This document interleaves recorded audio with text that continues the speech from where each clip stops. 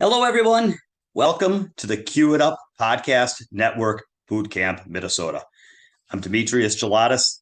With me, at long last, is Josh Burbul. How's it going, Josh? It's going great, Demi. All right. Well, it's been a little while. So thanks, everyone, for your patience. I know you've been, you know, what's the word when they're not frantically waiting, but what's the Anticipating. yeah, anticipating, with they're on pins and needles. They're on the edge of they're on the edge of their seat waiting for our next pod. Exactly. So thank you all. I'm sorry to put you through the emotional duress of not being there for you to support your pool journey.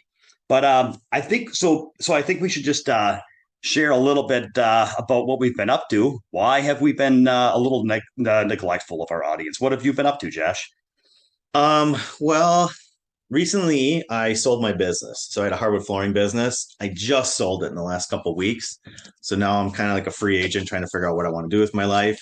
But that's like a big kind of milestone thing for me that happened. And so I've literally been just hanging around the house, taking it easy, taking care of the kids and wife. I've started working out quite a bit, and yeah, I just focusing on other things, and I've had, this is like so boring, but I've had shoulder injuries and a lower back injury. So I was playing pool, once, twice a week with which friends. discs, Josh? Can you tell the audience which disc? I'm not, I'm just I know, kidding. exactly.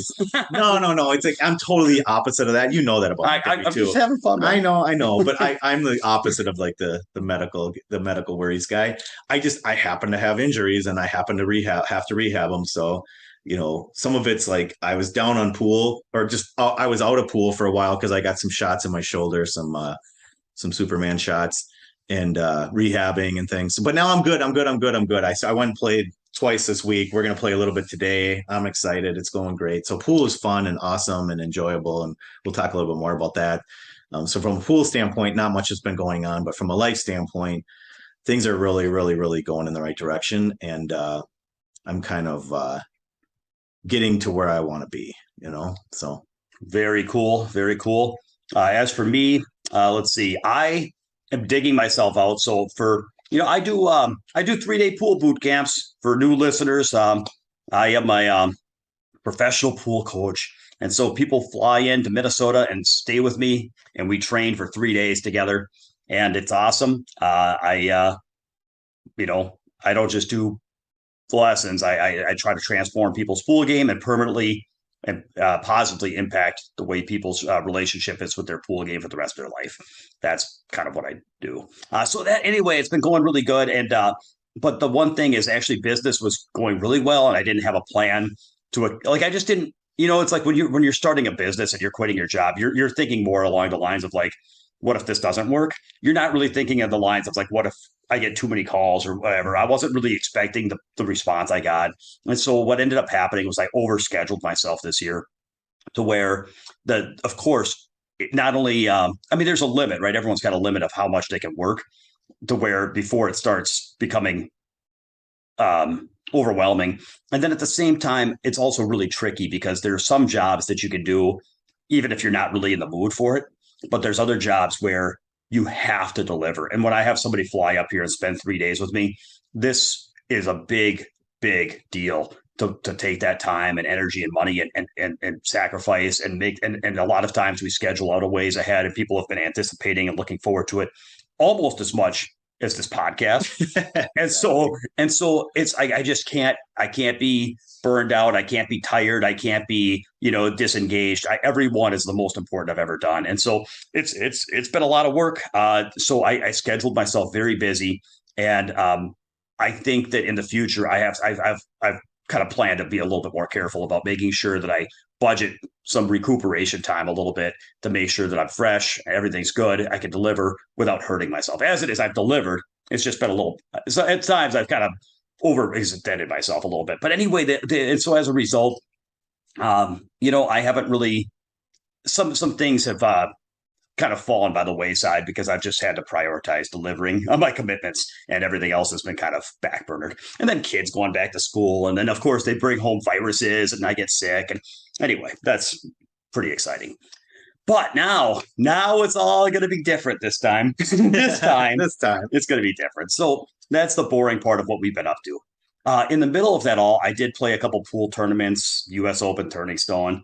I had some interesting experiences to, besides results, there's some things I went through that I thought were fun to talk about. So I'll share some of that. But before we do, let's just jump in. I've got some kind of miscellaneous, like kind of loop back to some emails I've gotten or some different things I've seen. So I want to just take on either listener questions or just kind of like some miscellaneous topics. And that has to do a little bit with a little bit our last podcast was on handicaps, and I got an interesting email about that. I wanted to talk a little bit about handicaps and seeding tournaments, and then a little bit on there was some interesting conversation about playing pool for a living. Now we've talked about this in depth, so I don't want to get deep on any of these topics, but I just want to circle back and lightly touch them, just a little follow up touch, a little tickle. We're just going to tickle some things. So the email I got when we talked about handicaps, you and I made a very good case. And we're not going to restate our case because if anybody's interested, you can go back, listen to our last podcast.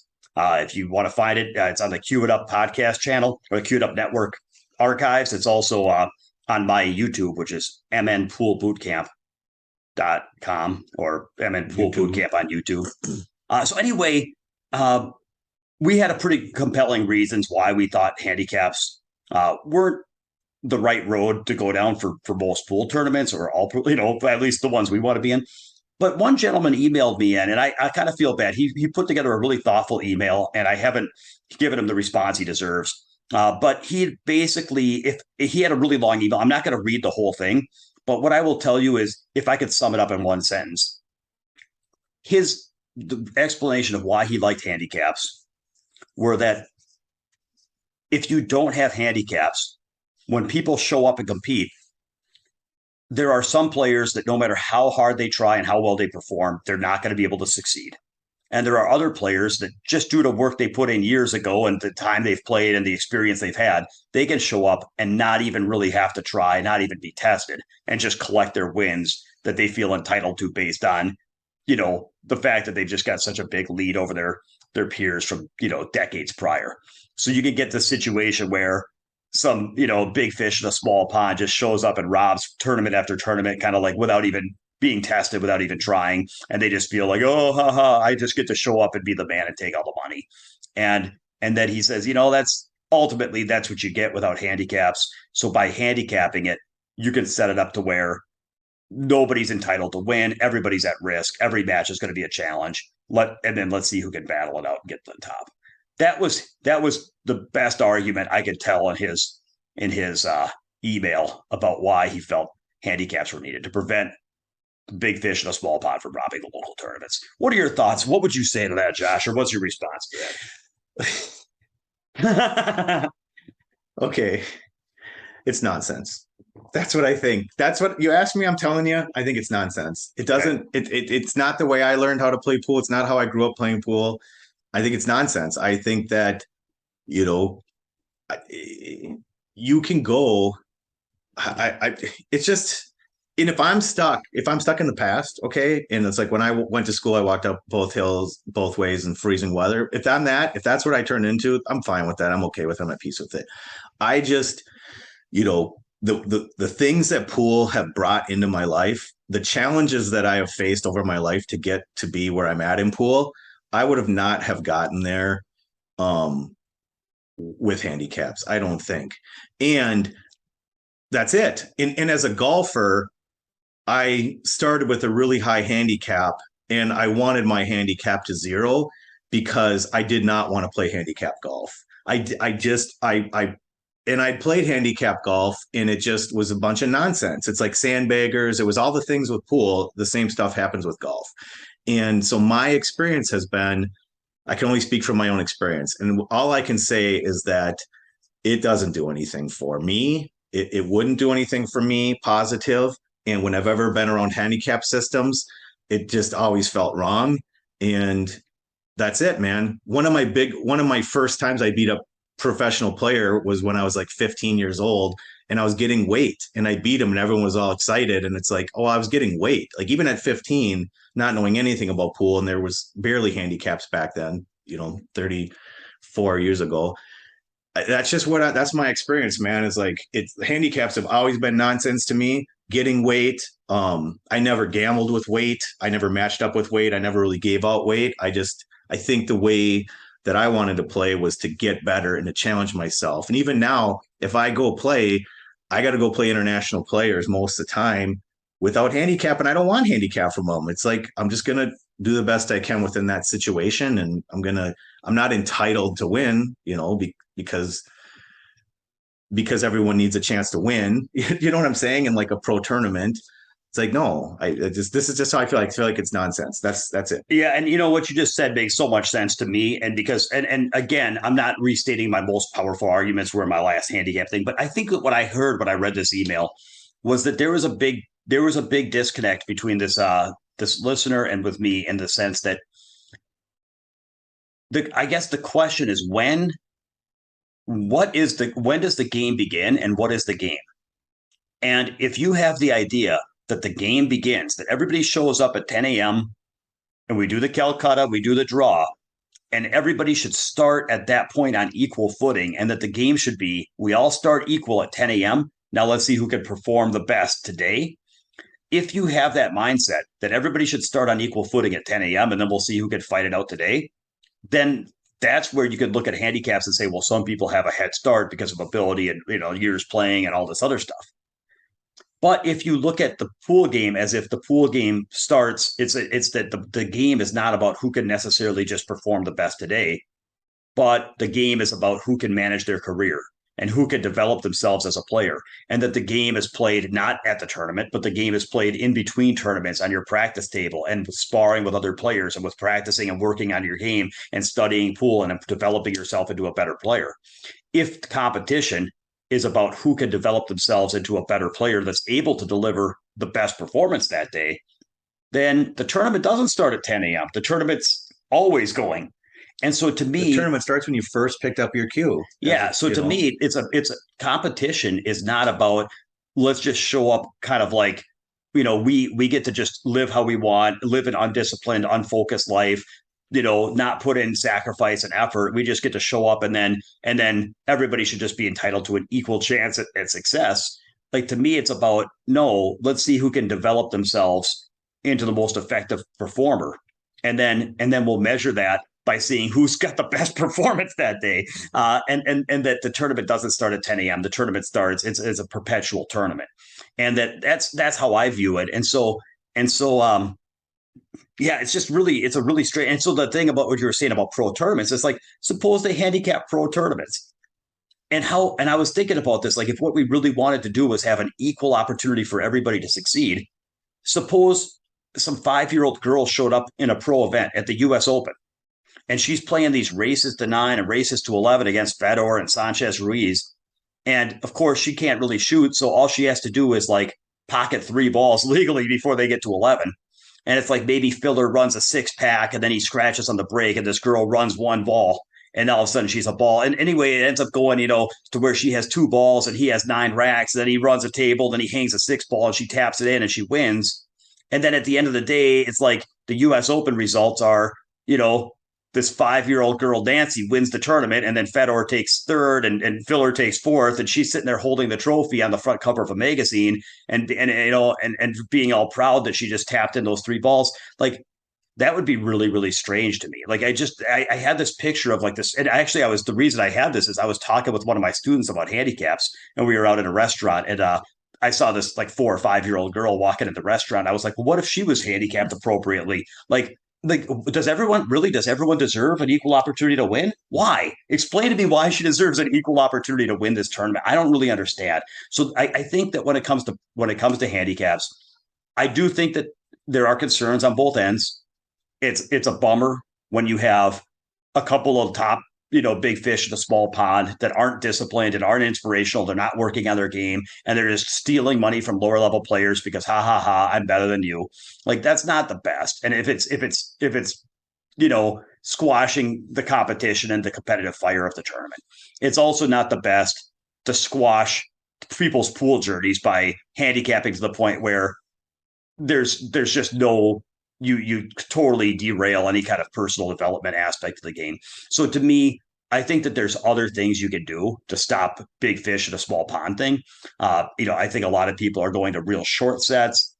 I saw a tournament being advertised on Bar Table 8 Ball, race to 4 on the winner side, race to 3 on the loser side, non-handicapped, open to anybody. And I'm like, yeah, that's like, shoot, man. I mean, there's not many players that can't take a set off being a race to 4. You know what I mean? It's Bar Table 8 Ball. So like you can go to short sets, you can do different formats, and you can do different things. And if you want to, I'm even open minded. There's other things you can do as far as like, you can even do we talked about some things like maybe tiered entries or something to where you encourage the weaker players that are kind of dead money to show up by having kind of lower entries or different things, or you could have bounties on the top players to where if somebody knocks me out they get, what I mean, different things. Like there's things you can do to kind of mix it up and keep it fun without eliminating the prep from the game. So anyway, I just wanted to get back to that listener and explain how I felt, and I think that it's important to kind of ask that question: when does the game begin? And does it begin at 10 a.m. or is it ongoing? And then are there alternatives to preventing, a tournament getting squashed from top local players? And I think there are alternatives beside derailing the entire path of pool. Mm-hmm, mm-hmm. Yeah. Very good. Let's see. And that goes with seeding tournaments. I just read a post. It kind of aggravated me. So this is my time to vent. So somebody had made the comment that seeding was really good for pool.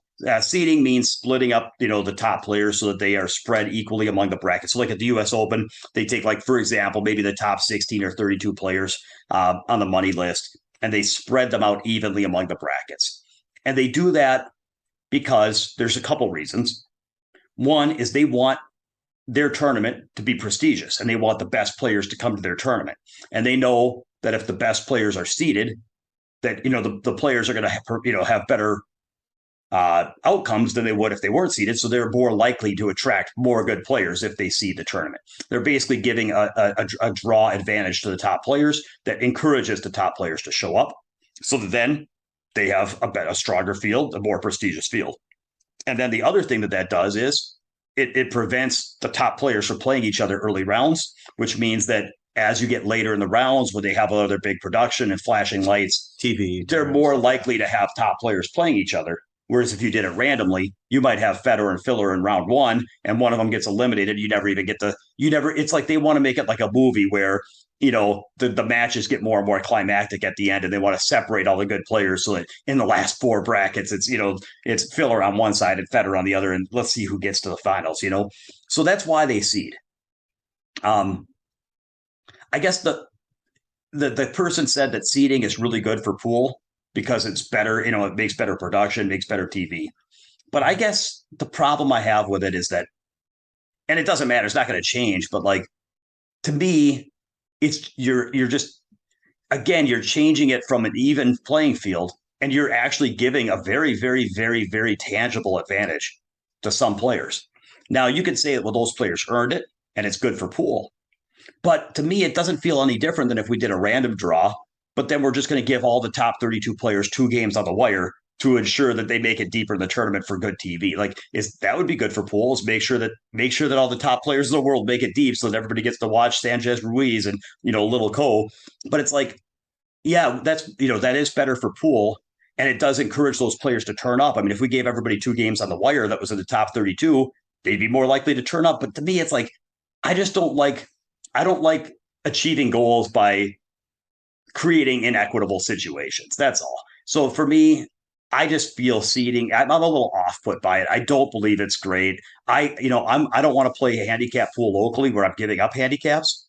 But I feel like when I go to the U.S. Open, I have to go out there and I'm giving handicaps to, like, I literally have to give up a handicap to Federer. I have to give a handicap to Filler. I have to give a handicap to, all these things. And it's like, well, why am I at a disadvantage to those guys? I just want to play even. I don't want a handicap, but I don't want to be at a disadvantage. And I just think seeding is again, you're to achieve your desires as a tournament director and a promoter, you're going to mess with the equity of a tournament. And it doesn't sit well with me. I'm not a big fan. What do you think about seeding? I mean, well, I'm fine with it, Dem. Mm-hmm. I am. I'm okay with it. Like, I hear what you're saying. I don't, it's not a hill I'm going to die on or anything, argue about it, but I think I'm okay with it. There's other things from a production standpoint that I've seen that I don't agree with, Yeah. but there's plenty that I could go, whatever. But that particular thing, I think I'm okay with it, just on the face of it, because I just feel like they've earned that right by being on the top of the money list, and they are in the production people. Some of the things they do are awful that I've experienced when I've been around it. But in this one, I see what you're saying, the advantage and stuff. But this one I kind of can get it. I can get on board with. So suppose you went out to the U.S. Open and they did a draw, and you were playing against a guy who was like a local player from Maryland, and he's got a 550 Fargo.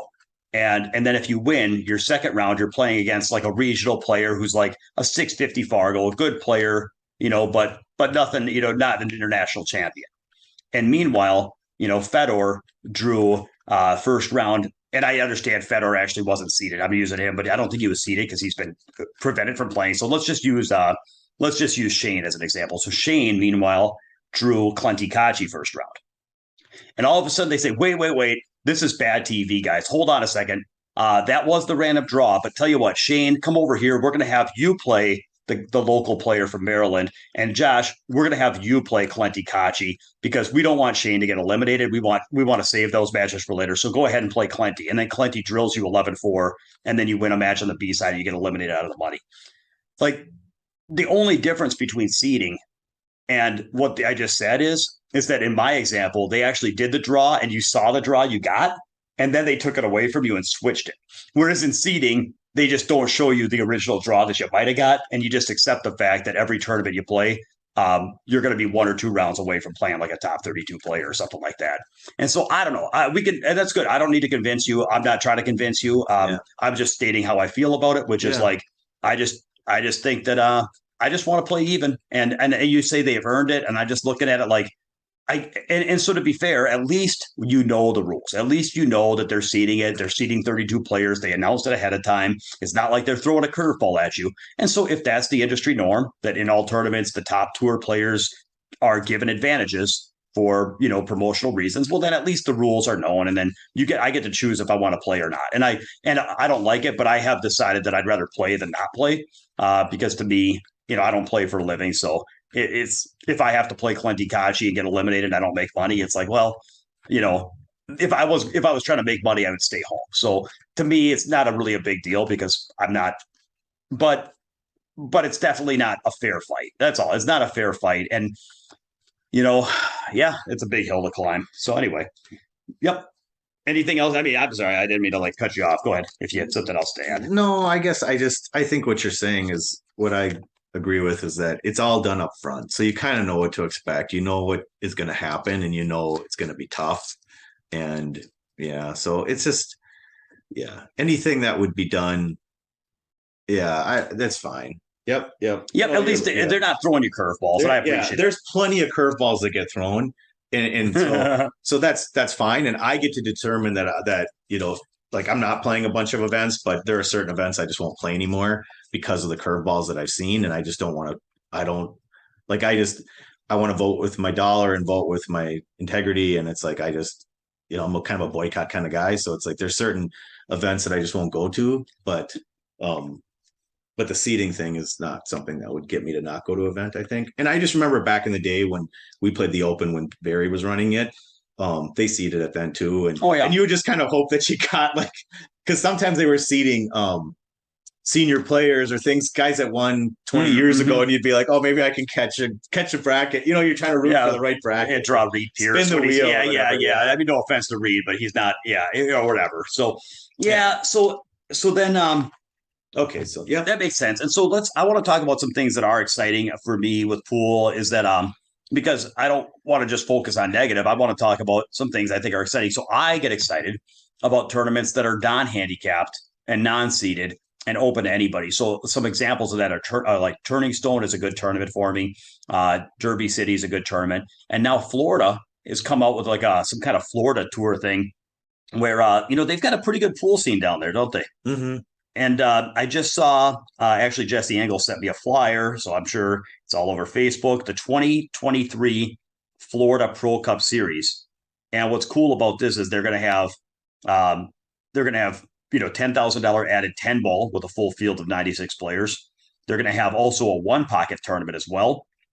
And so for a player like me, this is perfect because you've got two shots. You're going out, you're playing one pocket and you're playing 10 ball. So if you happen to get a really bad draw, you happen to play a bad match, or if you just get beat by somebody that plays really good on you, you don't fly down necessarily. And after, a couple bad shells, you have two bad shots and you're eliminated and you're sitting around for 3 days wondering, waiting a few months for your next shot. Like you get to fire a couple shells.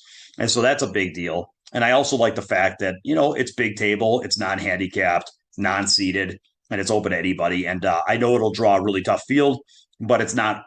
Not everybody I play is going to be an international champ. I'm not always going to be the underdog in every match I play. Yep.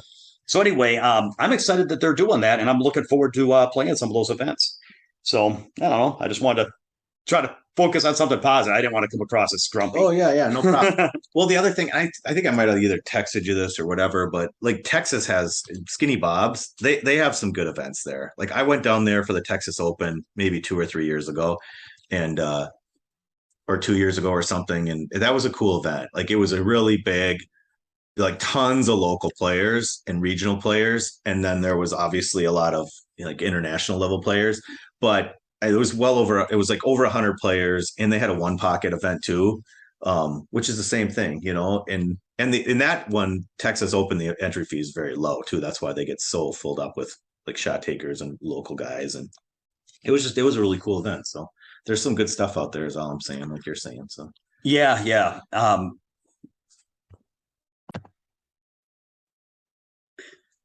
Okay, so let me tell you why I think I'm so excited about this Florida event, and yeah, what you're talking about with the Texas Open and things. So I had a little bit of an interesting experience at the U.S. Open out there, and then some things that happened right when I got back. And so I wanted to kind of share some of those things, and then I think take a step back and look at what I think maybe a listener can learn from what I've gone through. So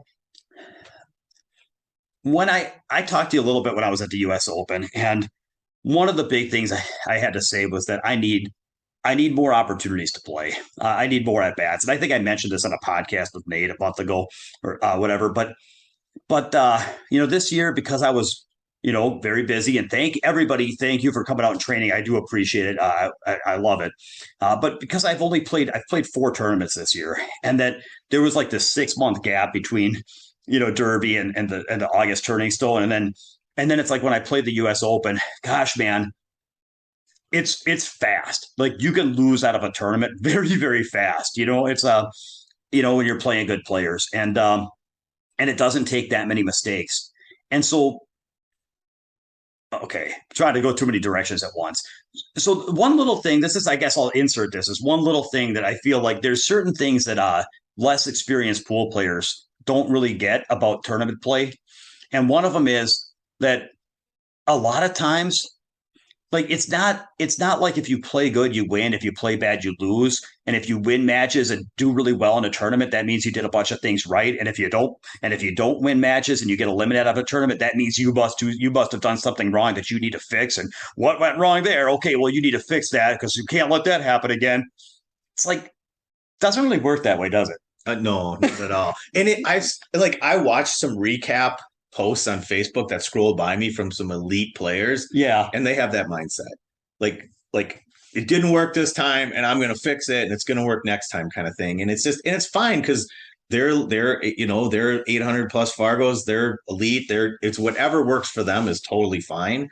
It's just, I don't think that is, the way it actually works. So why? Because I know what I was going to say, but I want to hear what you have to say first. So why would you say that, like, for somebody that's in that mindset, well, you didn't get the results you want, so look in the mirror. What did you do wrong? How are you going to fix it so next time it'll go? Like, what would you say to that? Like, because people can play perfect sets at that level. Perfect sets. People can fire perfect sets. And so you really can't control that. So if you get into that mindset where you're looking at the result and you think that you can control the result by just giving more, like obviously you want to practice more and do more and be better. And you want to, fix any sort of mental leaks you had. All that stuff is very valuable and great. But you can do everything and still get ran over 2 sets. Like that's it. Like just you're playing bots. Like this is a bot game now, and so it's just it doesn't work. I don't feel like it works at the bot level. That's it. Yeah, and so there's a couple things. So first of all, like if you go out and play somebody and they just it's like, okay, so you can look in the mirror and have your game plan, but what when you go out there and you don't get opportunities at the table and you just get blasted, you're playing a race to nine and somebody just runs like four racks on you and four racks on you and you're eliminated in 3 innings and you had like maybe you got one or two shots at the table and you ran a table and that was great. You lose 9-1 because you successfully ran your table. Like if somebody's like, well, what happened there? What's your game plan? It's like, well, gosh, if somebody runs 9 racks on me, I'm going to lose. That's what my game plan is. You know what I mean? Like, I don't have an answer for that, you know? Yeah. But then there's something else, which is that not everybody runs 9 racks on you, but that doesn't mean that, so you're going to get some opportunities. But in my opinion, there is no game plan to where you're not going to lose some sets. Like, this is the thing. It's like there's just no, like, name a tournament player that doesn't get eliminated from a lot of tournaments. Yeah, everyone. I have a question for you. Go ahead. Okay, just before we get too far down. You've talked about this before, I think, or we've talked about it before, and I don't want to lose the thought. I'm kind of losing even when I'm trying to say it. But can you talk, Demi, because you're much more eloquent than me on this? Can you talk a little bit about when let's say you're playing, right? And a person makes some mistakes that you're playing, and then you capitalize on those mistakes. And that's just how pool works, right? You run some racks or do something or control some games and you get a lead, and then the person comes back and then they get some back. And then you know what I'm saying? And it's like every time that you make a mistake, it's well, I should just clean that up and I would win every time.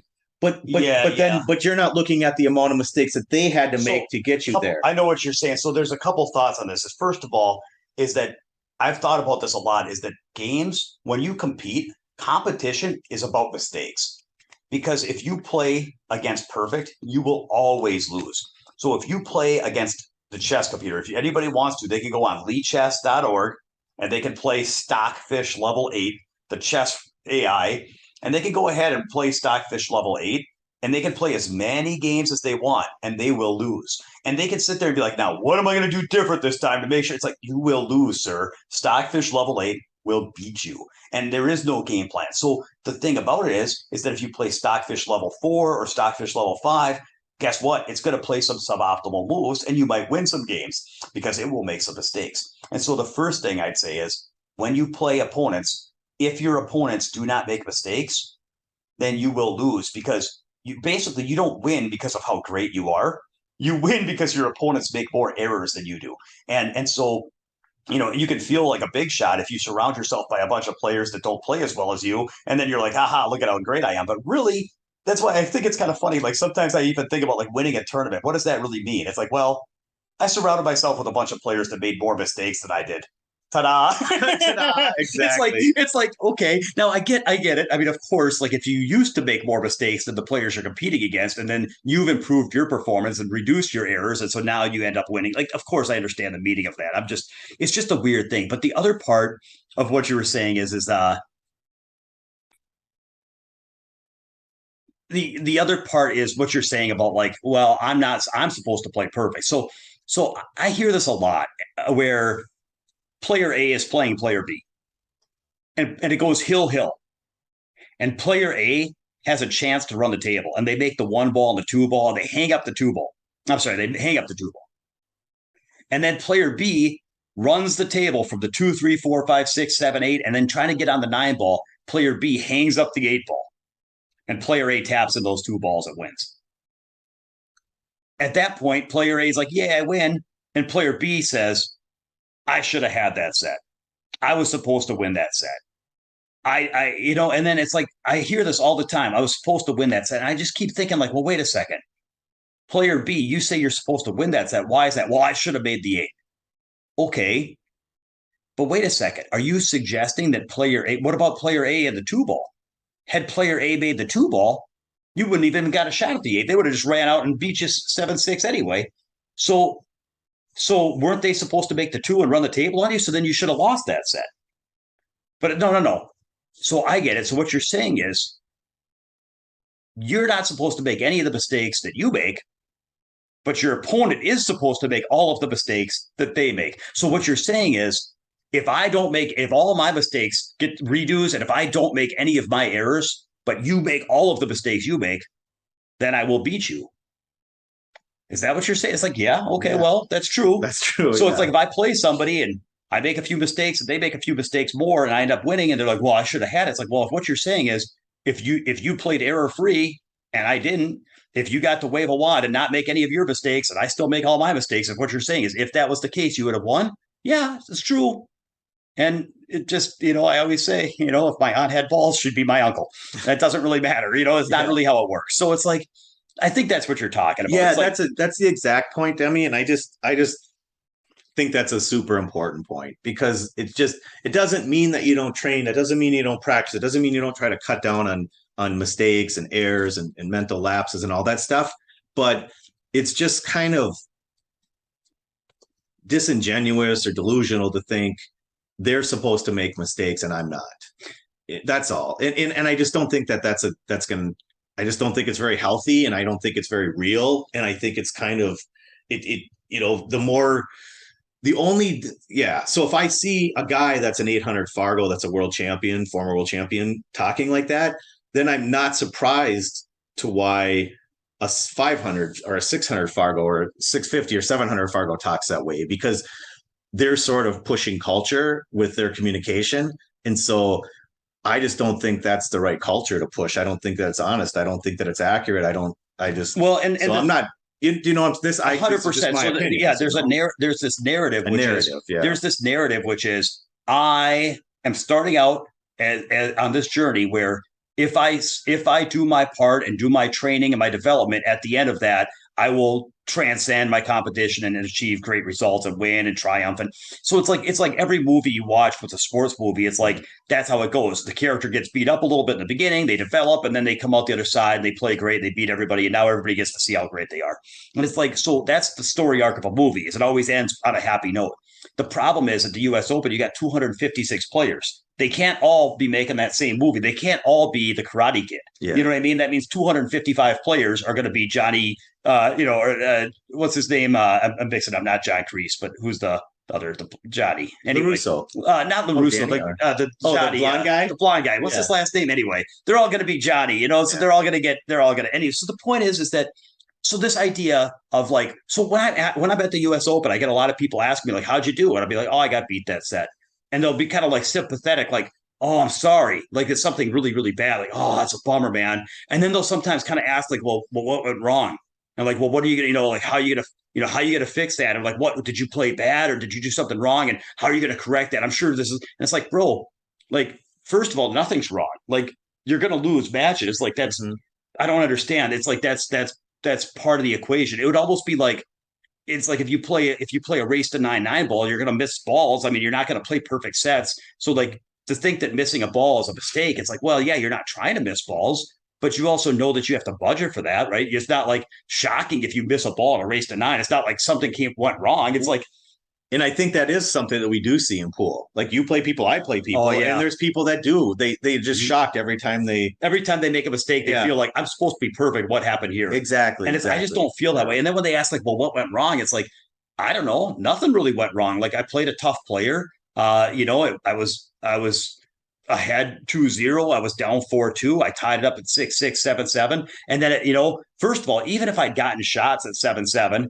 and then I like dogged it or choked, like, again, that's just part of pool, man. It's like you're not always going to win. And I wouldn't even that I wouldn't have really felt too upset about. But as it turns out, I just didn't get shots. The guy just ran out 2 racks on me. You know what I mean? It's like, what are you going to do? It's like, so it's like when people are like, well, what went wrong? It's like, I don't know. I mean, the guy outplayed me. Like, I don't really get it. Like, it seems so obvious to me that there's really nothing to talk about that I don't even understand how people can get distracted by this stuff. Yeah. And the the thing I was thinking, Dem, or would add is that sorry, I'm lost my thought here. Here, let's just okay, I got it. So what I was thinking was the reason why people different narratives and things like that, and where what I was saying with a player saying, well, if I do this, then it's going to get a result, is that sometimes it does work. Do you know what I'm saying? It's like sometimes it doesn't matter what your narrative is. If you put in enough work, if your genetics, if your mind, if everything comes together, you're just going to win that day, if players miss shots. And so, but what happens is that people continue that narrative until their grave. And it's like the reality is that I don't know. There is a lot of, like, this is a rabbit hole. There is a lot of positive. There, if you're so focused on the results, you can get results, of course. And so if that's the way a person wanted to do it, I used to do it, when I was a kid coming up in a young adult playing pool, really focused on results and had these really strong narratives, and I could just will my way into situations. And that is effective in ways. But now that I'm older and I'm just kind of in a different spot, and I've seen so much of the battles and the ups and downs, now I realize that there's a lot more randomness to life in the game. And that when I see somebody with those really, really narratives, like powerful narratives like that, and then I put it against the backdrop of bot pool in an international level, I just think that's so strange, like that they think that that's possible to do. But it makes sense because it has worked for them in the past. So here's what, you know what this is like? You know what this is like? It's like in poker when you're trying to will cards. Yeah. So let's suppose you're playing a poker tournament and you get it all in and you've got like top set of kings against a flush draw on the flop.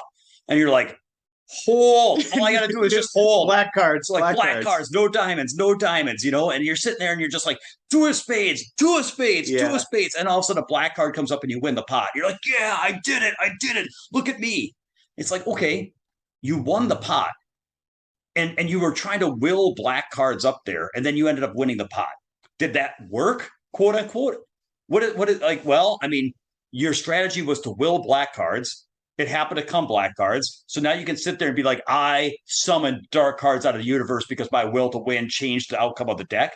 Or you can just look at it and say, hey, I got it in. I was like, 77%. I realized my equity. Sometimes I'm going to lose. Sometimes I'm going to win. It went my way this time. Great. And I think that when you're a new poker player, it's like you're just like your perspective is kind of weird because you don't have very much experience. And so you're just like, I need to win, I want to win, so therefore I need to will this card. I'm hoping that this happens.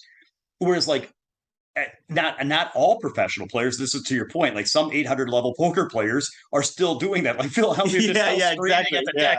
But then like more and more, like most of these guys have played like millions and millions of hands, and they're just like total robots. And so when they get it in with a flush draw or a top set of kings against the flush draw, they're not really willing cards.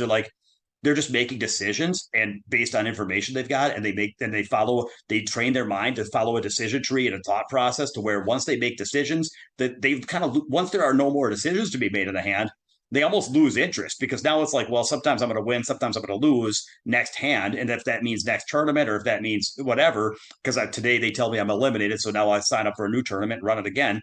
Like they just evaluate their thought process, train their thought process to try to make good decisions. And they understand that the short-term results are going to fluctuate like mad.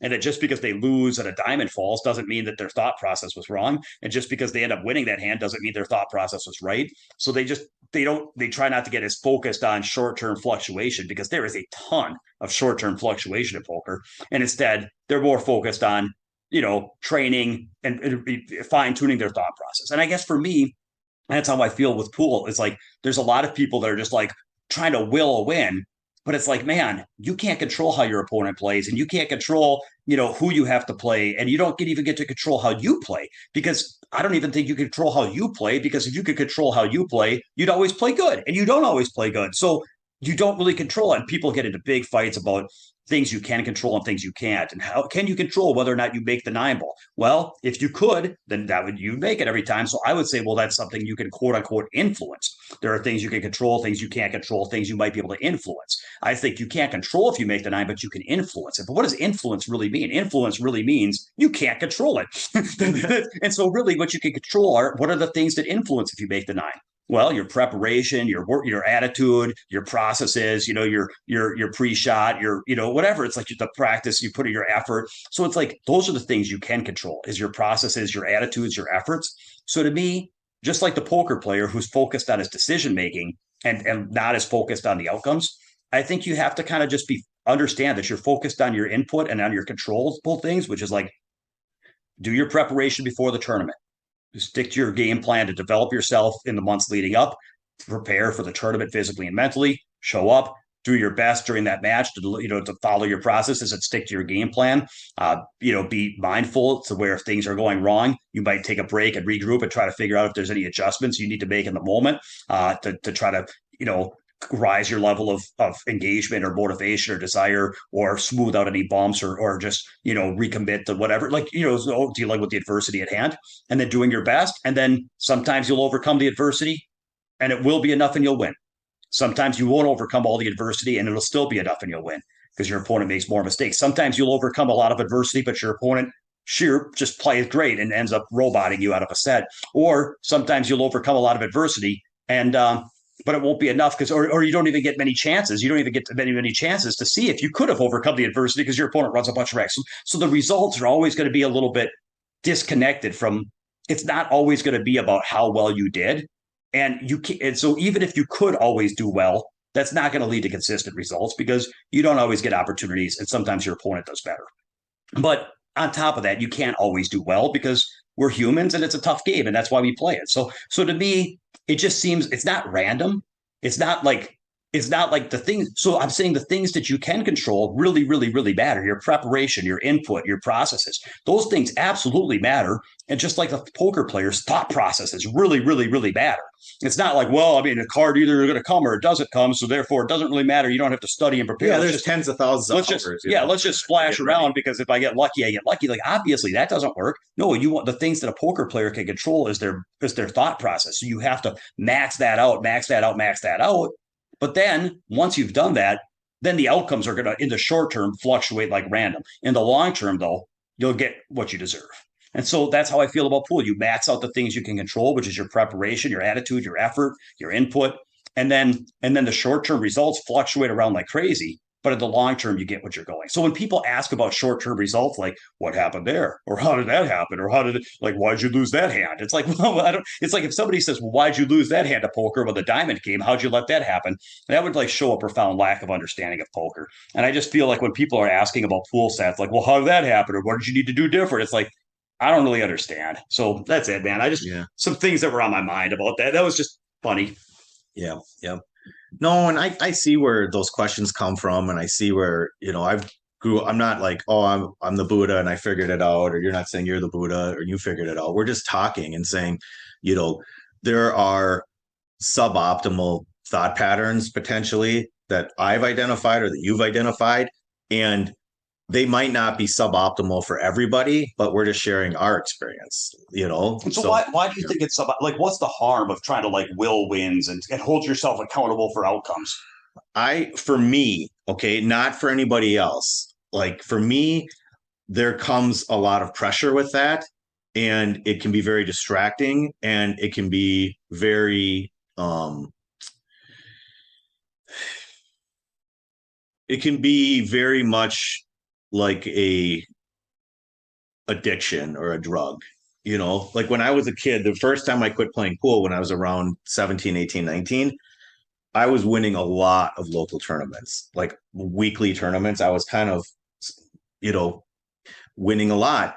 And I thought that I could will my way to victory in all these tournaments. And I was a good local player, and there were some other players that were good too. And sometimes I had problems. I had girlfriends, I had issues, right? So I'd get distracted, quote unquote, and whatever. And what happens is if I wasn't allowing for suboptimal play and variation within my game and all the things I understand happen now, with like Fargo rate, understanding the range and stuff. So what happens is if you don't allow for that range, for me, I had an expectation that I was always supposed to win or going to win, or if I didn't win, something was wrong. And it just became kind of like an empty thing when I won too, like I'm supposed to win when I won. And so there was no victory or no good, like there was a very short window of good feelings. And then when I lost or didn't win, then it was negative, negative, negative, and it's like you just can't win all the time. And so for me, it became a little bit of a bottomless pit. Um, so I think that people that feel like they go out, when I see somebody post that they went out to the US Open and they would have won if they didn't make so many mistakes, and I'm going to fix this and everything, and this is unacceptable, and that kind of language, I feel like they're, that to me just reminds me of thinking that you're supposed to win every time, and how kind of spirally that can get. Yeah, when it gets to the point where winning does nothing good and losing does everything bad, then you're no win situation. Yeah, expectations and all expectations, that. So and what I think is, like, I have been on this thing where, and this will tie in with where I want to go next, is I want to treat myself. The funny part is there's the golden rule, which is treat other people how you'd like to be treated. So maybe I'm going to coin this as the Demi rule, which is treat yourself how you treat other people. Yeah. Everybody else is like, well, treat other people how you treat yourself. But most people treat themselves pretty damn awful. Yeah. So my golden rule is, why don't you treat yourself like you'd want to treat somebody you loved? Mm-hmm. So if you had your son or your daughter or somebody you cared for, that, or somebody you're coaching, and they were playing pool, then would you, every time they made a mistake, it's like, do you scream at them and berate them and this is unacceptable and we're going to have to iron this out so you're not this flawed failure, until we're going to have to work on that so that someday you're worth a shit? Is that really how you talk to them? Or would be like, hey man, you know what, you're in a growth process, and even no matter how far you grow, mistakes and losses are going to be part of the game, so buckle up and get, let's handle it like a pro. Let's take the feedback. That there is a part where you have to look in the mirror and say, okay, what are there lessons to be learned?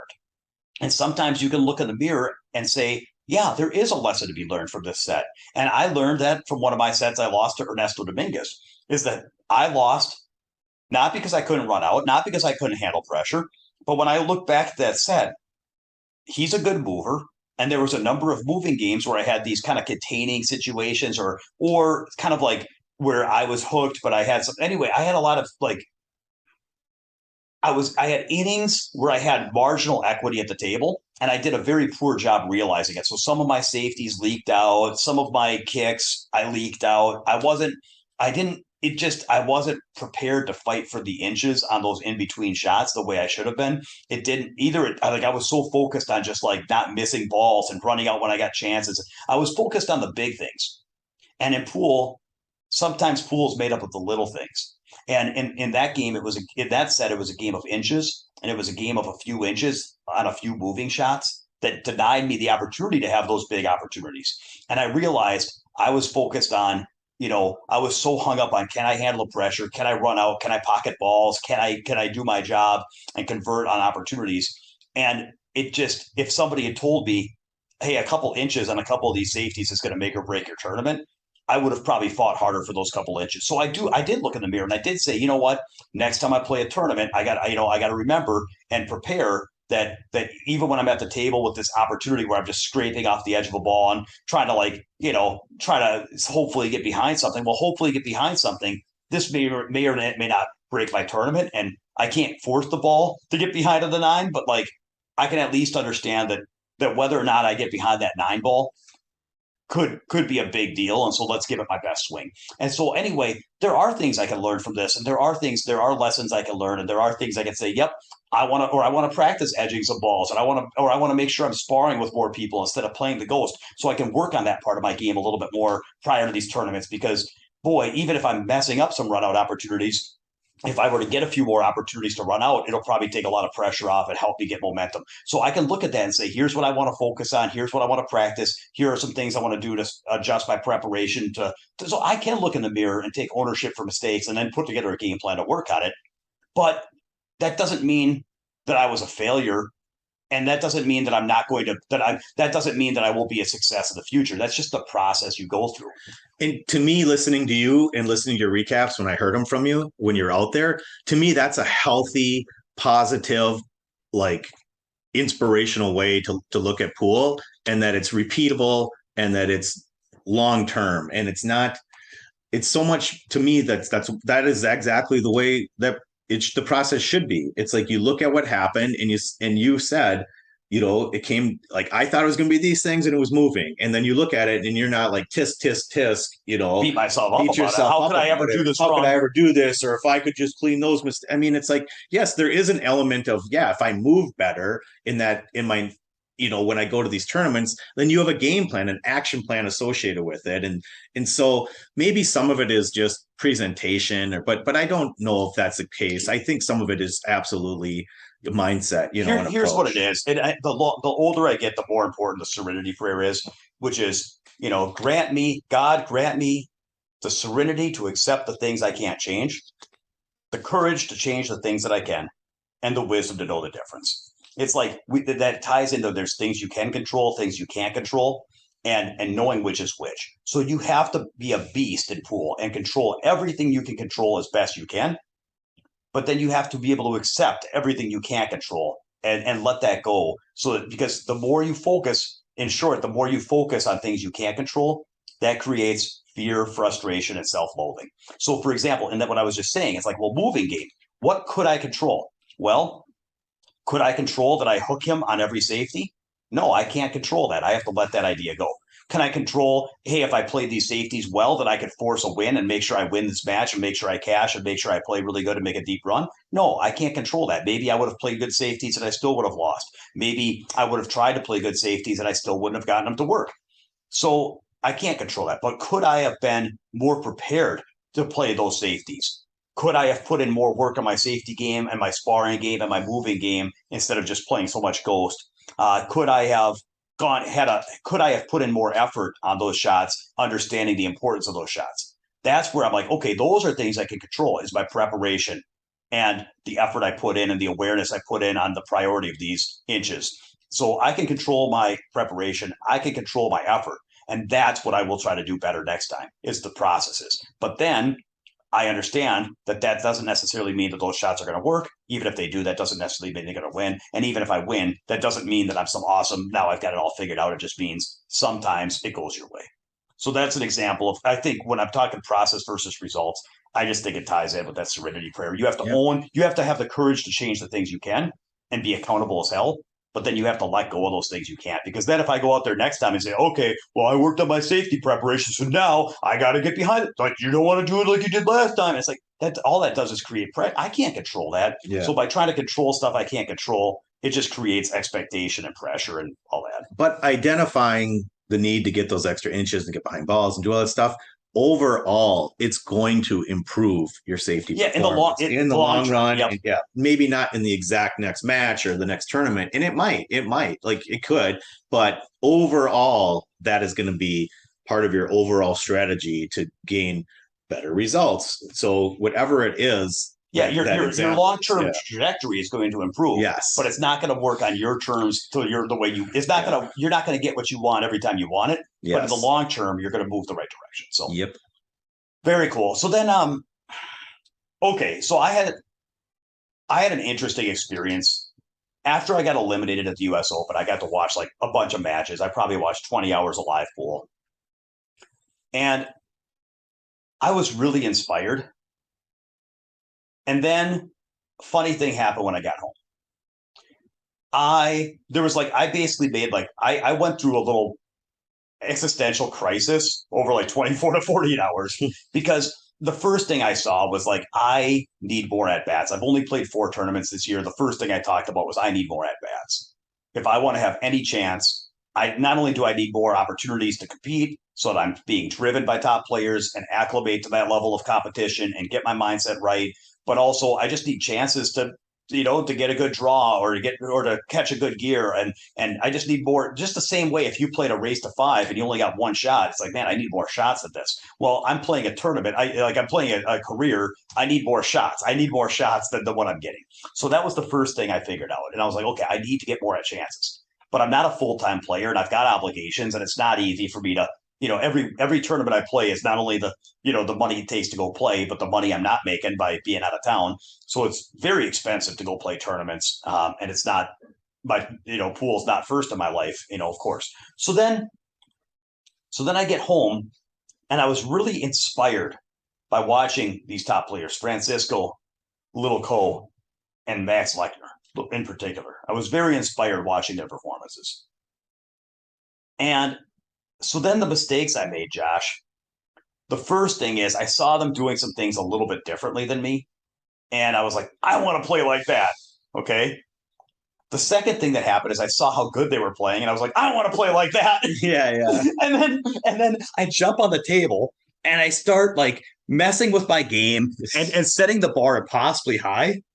And what happened was I got incredibly discouraged and frustrated because I was like, drawing fire. Like it was like total drawing fire. It's like I'm watching these guys make it look so perfect, and I'm like, yes, that is how. This is the voice I had in my head. Yes, that is how pool should look. Like that is how. Why are you doing that? Is now you know that's what you're supposed to do. So why don't you just do that now? Now go ahead and do that. Now how come? Now remember what it looked like. Was that what it looked like? Was that what it looked like when Max Lecter hit that shot? Because I don't think that's what. Like this is the voice I'm using in my head as I'm playing. Yeah. Have you ever done that? Oh, every time. Yeah, every time. But yeah, that is super funny. So then can I go ahead? Go ahead. I just want to tell one thing about drawing fire. We've probably said drawing fire and we've probably explained drawing fire, go ahead, but I want to just explain them real quick because I think it's a cute story.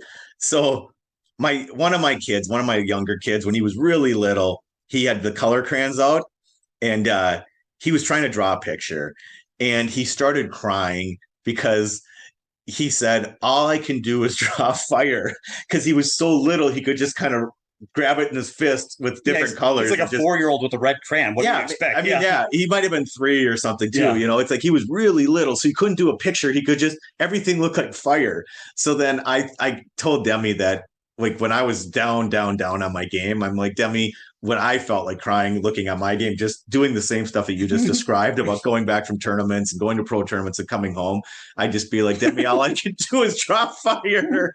Yes. So anyways, that's just so I this share that. But I definitely have been there and I've done that. And so the levels of the mistakes were, one, I was trying to play like I was trying to change my game to look like somebody else's. I had impossibly high goals, which is I wanted to play like Max Lecter was looking, and why am I not playing like that? And I was like impossibly. I mean, like, and the funny part is like I quote unquote know better. Like I know better. Like that's the funny part is I'm supposed to, and then there's that voice, like decent the voice, like, oh, you're supposed to be a pool coach. You're supposed to teach mental game. At what point do you understand how you're supposed to go? It's like just this really, really, really berating, impatient, like this is unacceptable. At what point do you get this right? And so then I go through this for like a day or two where I'm just like, I was really, really like, I was really, really, really like discouraged. And so I found it interesting because here's the notes I made. And it's trying to like remember a dream now, but the notes I made, there's a point that I really want to make, I'm going to build to, which is I was inspired watching these pro players play, but then I was equally discouraged and frustrated. And I was reaching frustration and self-loathing watching myself play because of comparison and because of unrealistic goals. And so what I had to do is I had to say, how do I get the positive, which is what kind of like we have to sort out things, just like I was saying, how do you get the positive from watching the feedback of your matches? How can you learn from those things and focus on the things you can control without the things you can't control derailing you? Same thing here. How do I get the inspiration without the discouragement? And what I was going through was I'm like, okay, it is inspiring to see what is possible. It is good to have an idea of what's possible to strive for, like a compass. You could steer with it. And there might be some things that you can, that you might have some eye-opening moments where it can even, organically impact your performance.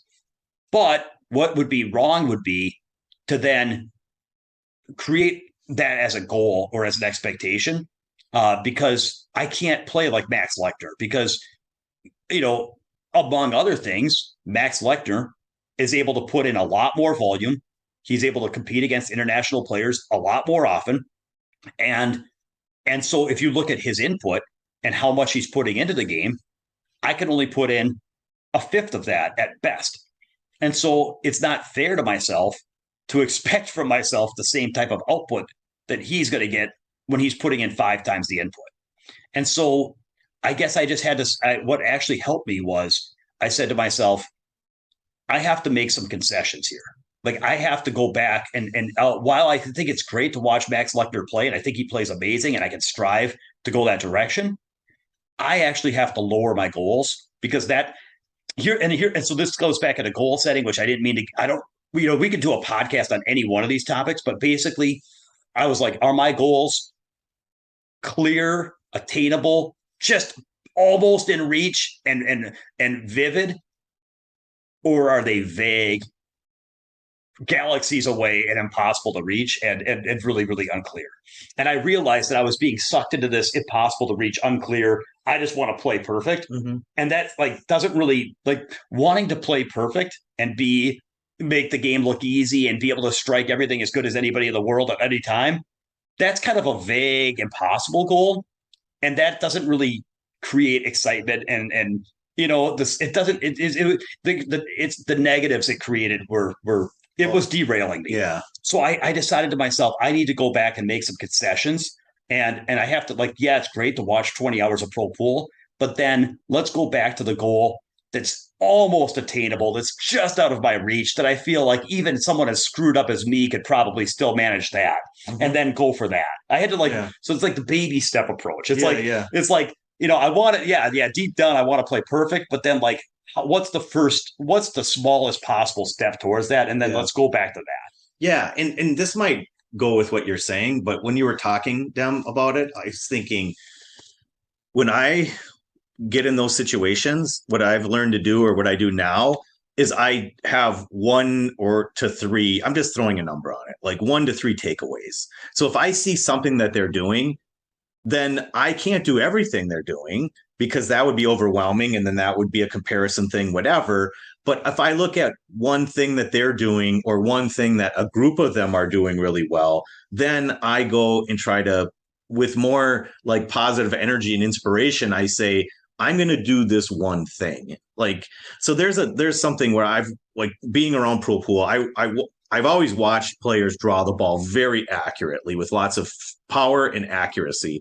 And so I'm like, after going to some events before I was done with the last couple of years, I kind of went home and I was like, I'm going to learn how to do that. So I created a drill that was based on drawing the ball powerfully and accurately. And so I was more inspired and encouraged. And I'm like, let me see if I can just do this.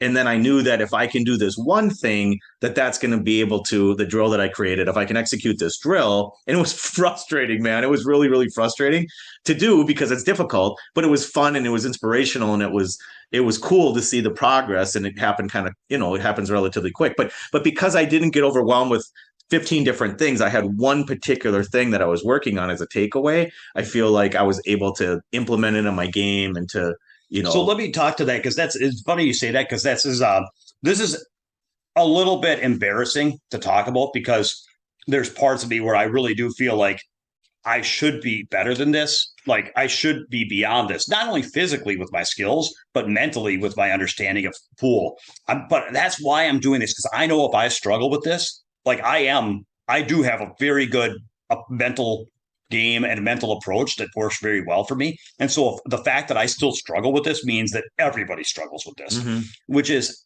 I did watch how powerfully and accurately they stroked and drew the ball and how quiet their cue movement was compared to the outputs they were getting. They weren't jumping and flailing and lurching and slamming. It was their stroke and their timing and their tip accuracy.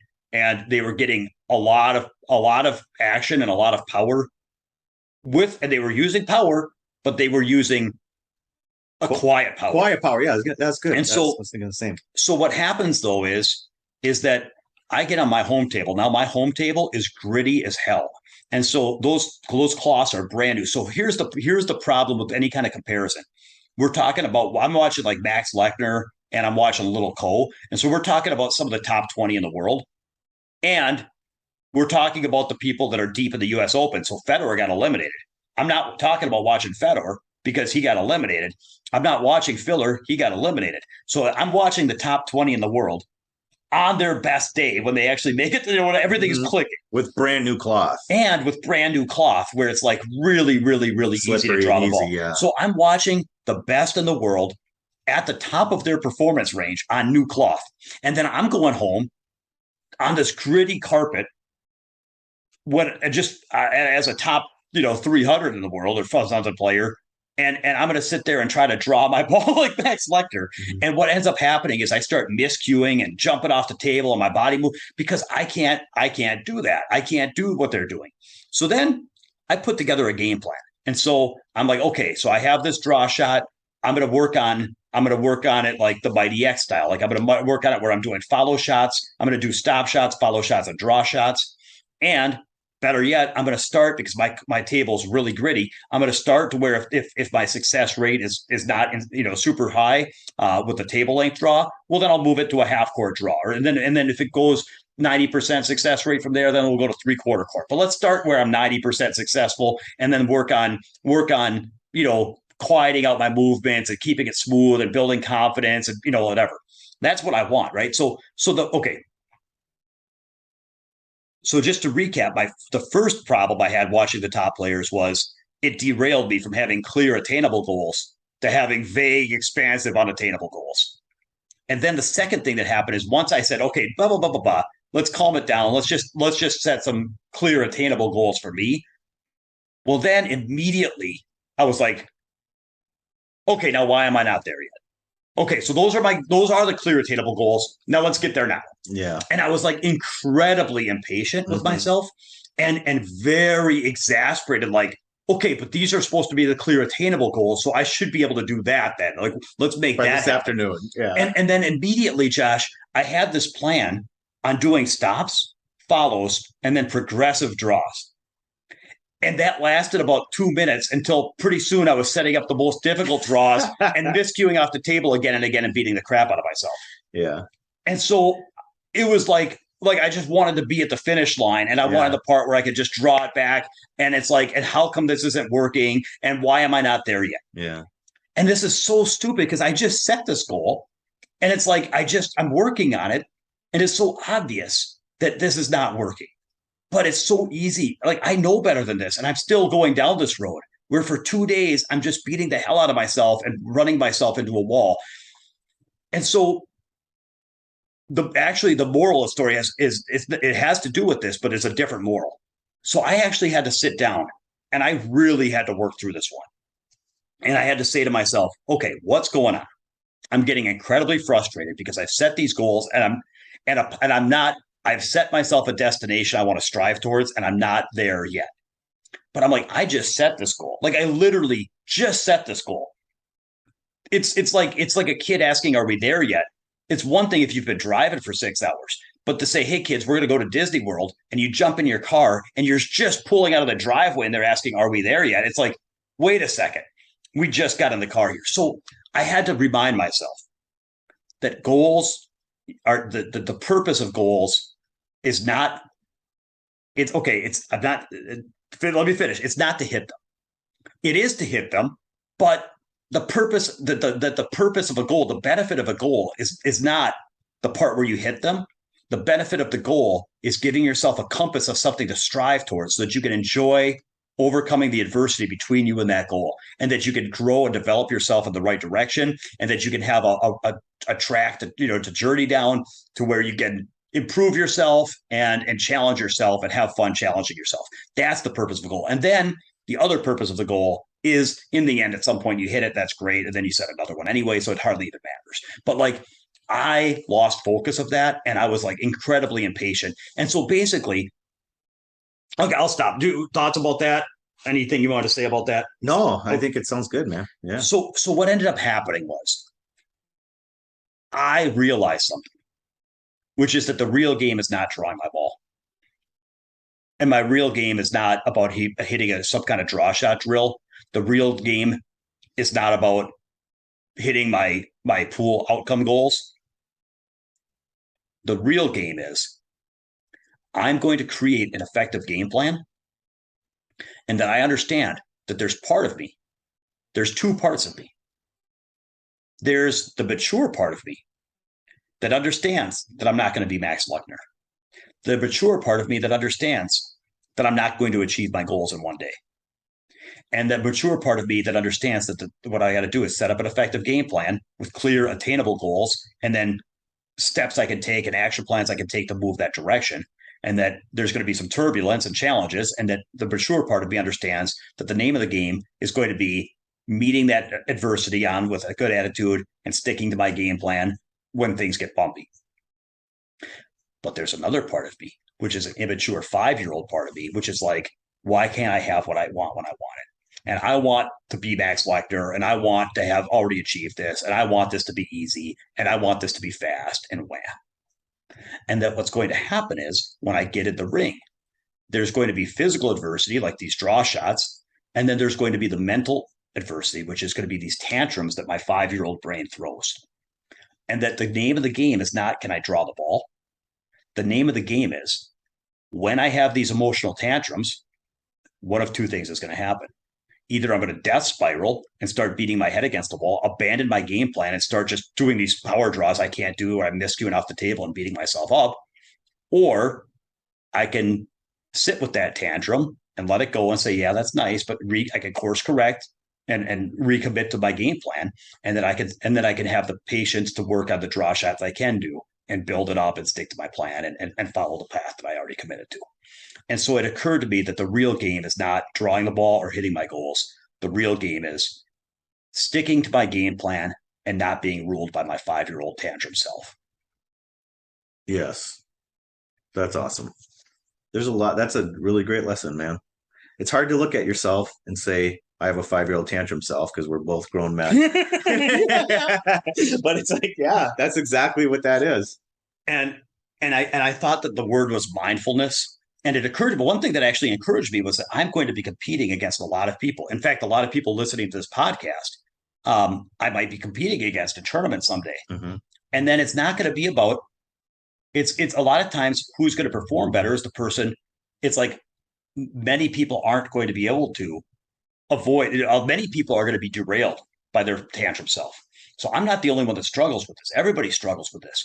And a lot of the folks listening to this are going to be derailed to the point where they abandon their game plan, or they work their game plan for a day or two and then they quit, or whatever. And they go through these spirals where they work hard for a week and then they get derailed for 3 months, or they play hard for a month and then it doesn't work the way they want to and they quit pool for 3 months. And it's like that's my competition.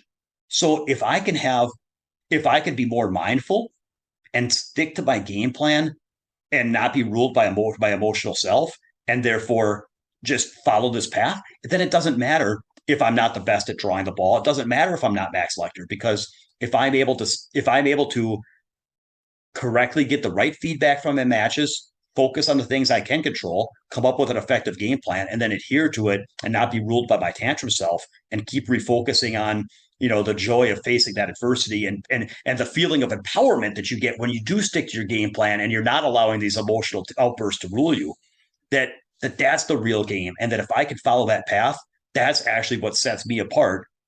That's, I don't have superpowers. I'm not the best draw shot player in the world, but I am very mindful and self-aware. And I am very good at navigating through those storms and recommitting, so that when I do stumble, I was said this, actually, this is a really good lesson. Yesterday, I was playing with one of my students, actually, it was Friday. And when we were playing the Ghost, when he was winning, he'd win 3-4 racks in a row, and then he'd lose like 4 racks in a row. And that happened like 2 or 3 times where when he lost. So basically, I told him his mistakes were coming in bunches. He wouldn't just make one mistake. He'd make like 3. He'd leak off like 4 games in a row before he regrouped. And I told him, I said, your mistakes are coming in bunches like bananas. And if you stop, it's not about can you run a lot in a row. It's about if you can course correct, if you can regroup more quickly after you start spewing, that's going to be your biggest lever. Because if you're playing the Ghost and every time you make a mistake, it costs you 1 game, and then you regroup, well, then you can afford to make a mistake. You can afford to lose 1. But if every time you make a mistake, you death spiral into 4 games, then it's going to be very hard to win. You can't afford to make any mistakes then. And the same way here, I make mistakes where I get frustrated and derailed, and I get derailed from my game plan, but that I tend to course correct exceptionally quickly to where I'm back to my game plan. I reflect about it. I'm mindful. What went wrong? Why did I derail? Oh, I was getting ha ha ha. And then I'm back to my game plan.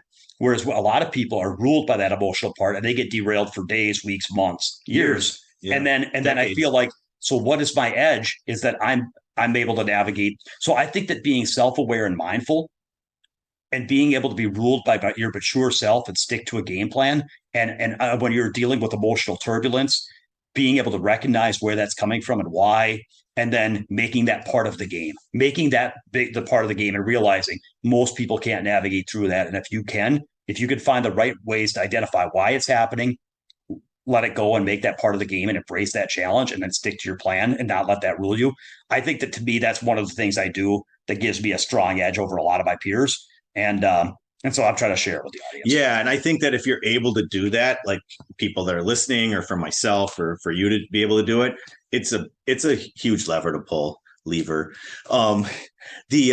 I'll say, like, my wife is a therapist, and we talk and discuss, and I wish I had the term, I forgot it, but there is something where people in therapy, when she's trying to help people, that they regress to their childhood self, basically. And so when they get in stressful situations, or they get into relationships and they're fighting with their spouse or their kids or whatever, or boss, they can regress into this sort of childhood self, and whatever they were, however they were raised, within those formidable years, they can regress to, even though they're like old and matured. They can just get triggered and regress. And I know that I'm fully capable of doing that. And so it's like, less now, I'm a work in progress, but I'm trying to improve. But I think, like, this isn't just about pool. This is about, in your negotiations and your interactions in your life, that whole regressing back to your 5-year-old, basically what you're saying, Demi, is spot on. And I do think, I'm not a therapist or anything, but I'm married to one. And I think that is what she talks about. It's a strong, like, therapeutic correction, I would say. So it's cool, man. I think there's a lot of healthiness there. So yeah, so it's been an eventful week. I completely agree. It's been an eventful week for me. It's So I think that I've just realized, yeah, clear, attainable goals. I'm not going to get there today. My job is to create a game plan, stick to that game plan, treat myself the way I'd like to treat others. yes. The Demi rule. Yeah. It's the platinum rule, something like that. Whatever. Yeah. All right. Well, that's kind of what was on my mind, and that's what I've gone through. And then let's see. I'm excited. I do want to give myself more shots. So I was telling you, I am going to be trying to get to 8 tournaments next year. So that's going to be more than I've ever played in a year before. It's going to be hard, and I don't know if I'll be able to do that the year after. It'll depend on how I perform, what kind of money I win back, if I'm able to sustain that. I may even put together some type of package where, if I commit to 8 tournaments, I've never had sponsors before. I don't really use backers in a negative expected value situation, but I have done things where I've sold slices of action or raffled off slices of action or different things. And, if I want to go to 8 tournaments, I might package it all up together and then say, you know what, I'm trying to give myself a shot before I'm, got both feet in the grave, and not a shot to do what Francisco or Max Lechner do, but just a shot to do what I could do. And so I want to try. It takes more at bats.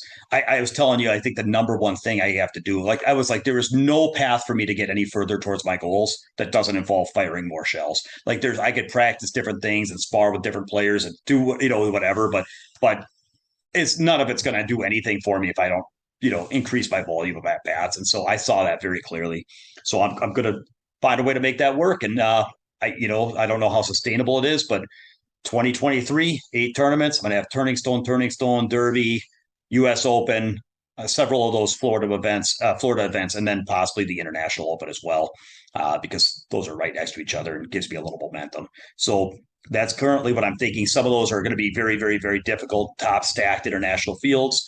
Some of them will have a nice mix, like Turning Stone, Derby, and these Florida events where there's going to be a mix of top players and some regional players. So the odds of me playing 18 tournaments and going 16 and out are hopefully at least get some play in there somewhere, especially with those one pocket events and the banks and the dirt. I mean, I'll probably have I'll probably have 8 tournaments that actually plays more like, a dozen tournaments. Mm-hmm. So that's what I'm excited about. That was the other thing I learned from this tournament was I need more at bats, and I have to put more in to get more out, and I have to find a way to make that happen. So that's what's going to happen, and I'm excited. Yeah. And then I'm excited that we're about to go play some pool. So Yeah. so should we go play some pool? Let's go get them. Let's go get them. All right, here you come, Scotch Doubles Ghost. All right, I'll talk to you guys later. Thanks for tuning in. And if you have questions, comments, I'm at info@mnpoolbootcamp.com. MN stands for Minnesota.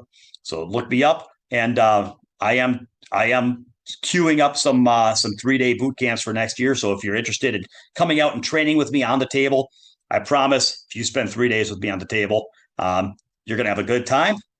And you'll probably see the pool table differently when we're done. So, all right, I'll talk to you guys later.